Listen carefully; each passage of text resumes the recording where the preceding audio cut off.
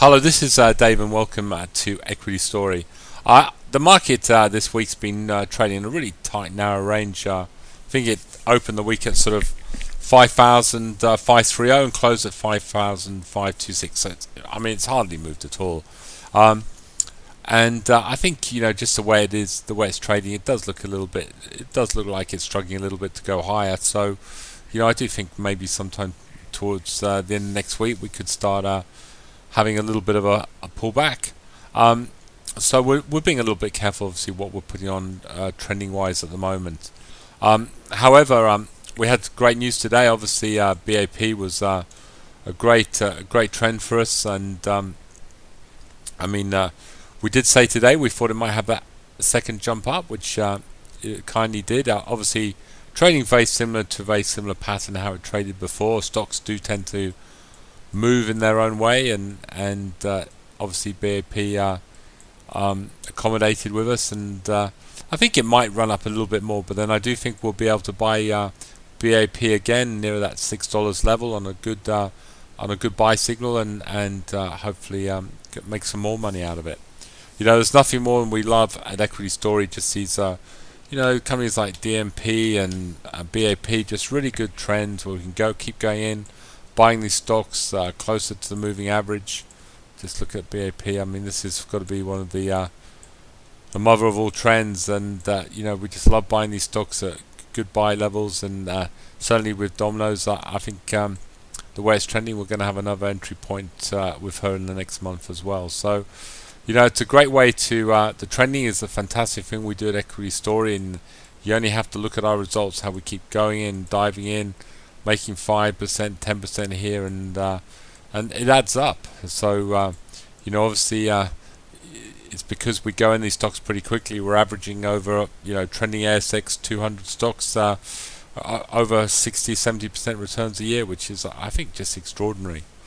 What I would say, just quickly having a look at, there are two stocks that really sort of took my interest today, is obviously GTK.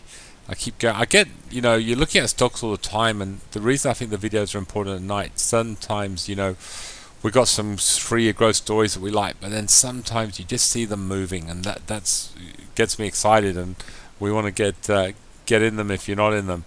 And GTK is doing that. Everything about it is looking good, and that short-term chart, it's just heating up beautifully, and it's moving into. It's got like a buy signal on it, so I do think it's not going to be long before this could test 340 even higher. It looks very, very bullish.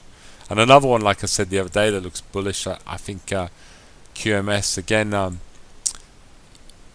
Different stocks you can see better on different charts, and I think QMS, I read it better off a weekly. And we did say if it could hold above that sort of 136, 137 level, and it's done, and it's closed at record weekly highs, and that's what you're looking for. You're looking for stocks closing on record highs, and again, for me, this is really teeing us up possibly for some good weeks ahead. So again, if you're not in QMS Media, have a look at it. I think it's looking very, very interesting. Good to see Appen today. I just another one of these amazing stocks.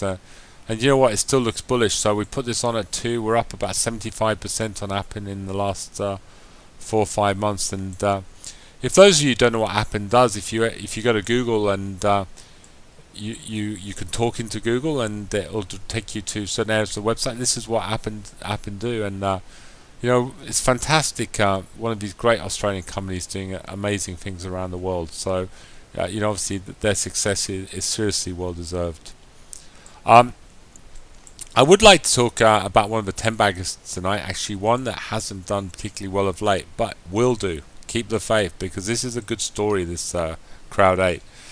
And I just want to bring you a little part of the interview they did recently, where the chief financial officer is just talking about how much money these guys are going to be repaying each month. So have a listen to this. Anything else you'd like to highlight? I think that it's fundamentally important to understand that month in, month out, we are repaying at least €450,000 in cash.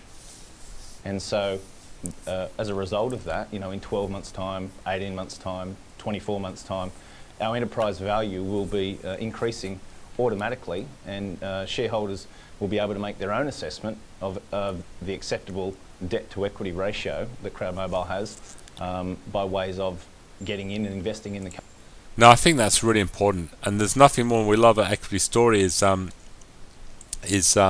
companies sort of paying back their debt, and I think if you're not in or you don't have if you don't have any sort of shares in CM8, I think it's well worth having a look.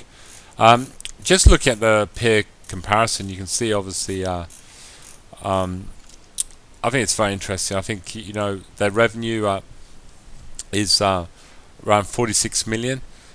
You compare this to something like Freelancer. Have got revenue about 38 million. But I think where this is interesting is you look at the market cap, 742 million for Freelancer, and even compared to Mobile Embrace, Mobile Embrace's market cap's 150 million. And they're not making that much more in revenue at the moment. So I think CM8 is a really interesting story, and I think the fact it's paying back its debt and growing its earnings with this fantastic sort of platform payments that they do, and they've got a great question and answers app. There's just so much great stuff that they're putting out all the time. I think CM8 is a stock. If you haven't got it and you're happy to obviously give a good look at it and hold it for a year and a half, I think you're going to be well rewarded with this company. It certainly looks very, very good. Anyway, that's all I've got to talk about tonight on Equity Story. I'd like to thank you for everything this week, and next week's going to be another interesting trading week, and hopefully we're going to keep on making money. Thank you very much, and good night.